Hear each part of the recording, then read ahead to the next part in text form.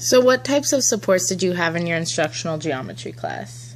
In general, the class size is a lot smaller. The average class size in the building was between 20 and 30 students. So it was a class of 10 students that was a lot smaller. The students felt more comfortable to ask questions, and then if they got distracted easily or whatever was going on, it was a lot easier for them to concentrate in the class. They also were able to get more support that way just because by only having 10 students, the teacher is able to give you a lot more face time one-on-one if you're struggling with something. The pace of the class was a little bit slower than the Gen Ed class, and although we followed the same step-by-step curriculum of this 2 weeks we're doing trigonometry, we didn't go in depth into trigonometry as much, so we didn't have to do all like the law of cosines and all this stuff, but they still got the general message of SOHCAHTOA and what that stands for and what you can do with that and how we use this in real life. So a lot of the stuff I focused on was taking math class, which a lot of the students just hated because they knew growing up, getting to high school, that they struggled in math, so why would they like it if they struggled in it? And trying to put like a realistic spin on it of like, okay, so this is what it means, but this is what you'd actually use it for. And they also got a lot of extra time on tests or extended time on homework and things like that just to make sure it was more manageable for what they personally needed. Great. So what's the most useful class you've taken at UVI dealing with special education? I've had all my classes in special education, but the ones I think were most beneficial were the instruction planning classes. That was the set of 2 classes in particular, but there's a lot that tied into it just from other classes of what they talked about. But that went into detail of if this is what your students struggle in, this is different resources you could use. This is a way you could manage your class or do different things, and that really helped. But besides like an actual class on campus, I think the practicum experience was a huge component to help. Everyone that's an education major has a student teach for a semester, but for special education we had to be in a classroom every day, every semester since junior year started.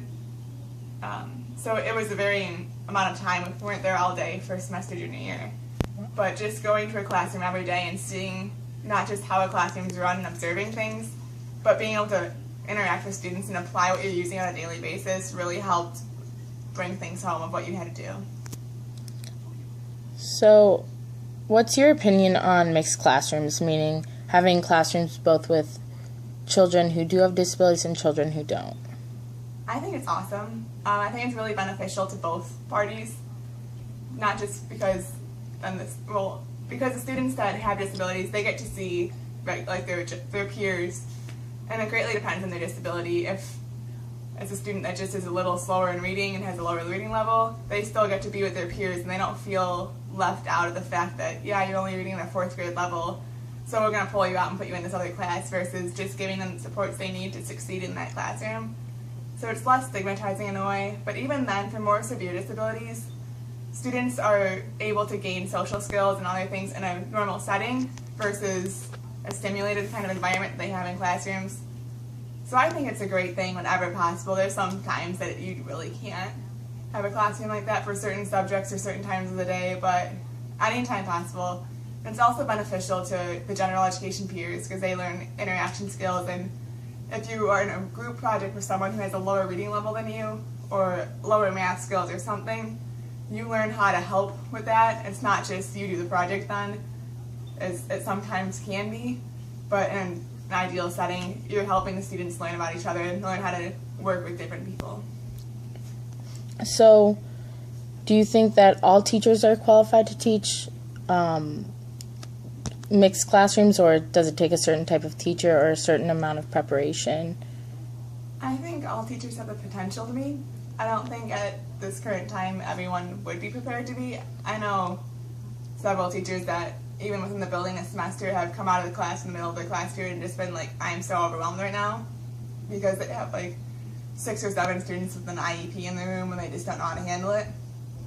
But in an ideal setting like Dream World, I think the best situation would be to have the content area teacher in the class, so someone who's really specialized in that content area, along with a special education instructor, because then they can co-teach with each other and talk to each other and plan for the class and have an understanding of like, okay, this is what I want to accomplish academically, and these are the different supports and things that we can change about my overall plan to make sure it works for every student. And that's not that can't happen in every single school and every single class, but I think that would be without a doubt the most ideal situation. And I was able to co-teach a class this semester, and I just saw the difference it made, even though for some of the days I didn't have that much to do with instruction in the class, but just my presence of if one of my students that were on my caseload had an issue with something or they were lost, I was there that I could pull them to the back of the class for a couple minutes and just catch them up, and then right there they're ready to go back with the class again instead of sitting back lost for a long time. So what grades do you want to teach and why? At this current moment, I would like to teach a high school setting. I've been within elementary school, early elementary school, late elementary school, middle school, and high school throughout my time at U of I, and I really enjoyed all of them. I wouldn't say there's something I would dread if I got a job teaching first grade. I wouldn't go in there oh my gosh, no. But at this current time, I really like high school. I like the interactions within the building and things like that. So great. I have one final question. If you had 1 month to teach students with intellectual disabilities and send them out on their way, what is the most important life skill you would teach them, and why?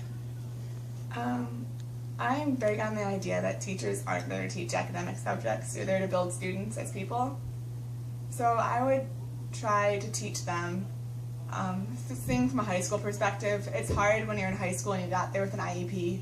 A lot of students have already given up on the things they know they can and can't do without trying to see if they actually can achieve something. So I would want my students in my month-long class to learn that they can. They just have to try. They might have to try a little harder. They might have to ask for different supports. But really learning to advocate for themselves and figure out, if I ask for 10 extra minutes on this test, I can get that A instead of turning it in now and failing. And I can study for that 10 extra minutes and I can pass and I can do awesome. Or if I look at this thing and instead of doing a paper, I can do a PowerPoint, and that's how I read things and see things, and I can do awesome. So just learning how to look at the overall world and find the way that they can spin things to make it really work for them would be what I would try and teach. Thank you very much. Thank you.